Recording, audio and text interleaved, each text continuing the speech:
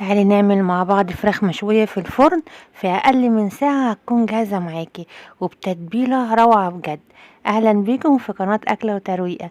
لو أول مرة تشوفوني اعملي اشتراك في القناة وحط لايك. أنا هجيب الفراخ بتاعتي وهغسلها طبعا كويس وهعمل فيها فتحات بالسكينة، وبعدين هحضر الكبة وهحط فيها بصل وهحط فيها توم و3 معالق زبادي ومعلقتين زيت وليمون، وهحط طماطمايه وقرن فلفل حامي لو انت عايزاها سبايسي، لو مش عايزاها سبايسي حطي فلفل رومي.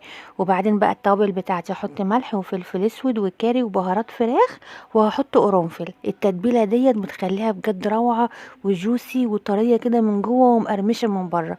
انا بعد ما افرمهم في الكبه كويس هتبل بيها الفراخ كلها وادعكها كده كلها، وهدخل التتبيله في قلب الجلد بتاع الفراخ.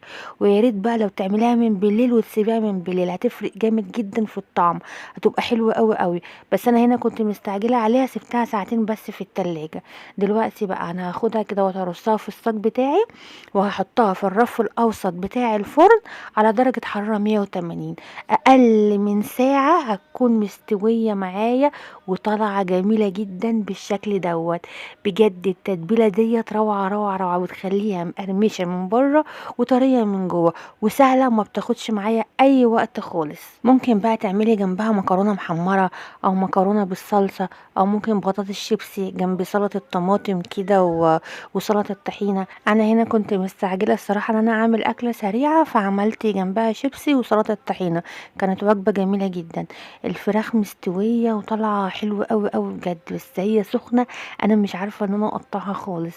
بجد جربوها بالطريقه دي وان شاء الله هتعجبكم جدا. ما تنسيش بقى اللايك والاشتراك في القناه عشان تصلك كل وصفاتنا ان شاء الله الجديده. كل يوم هننزل فيديو جديد بوصفه جديده اقتصاديه. مع السلامه، دمتم بصحه وعافيه.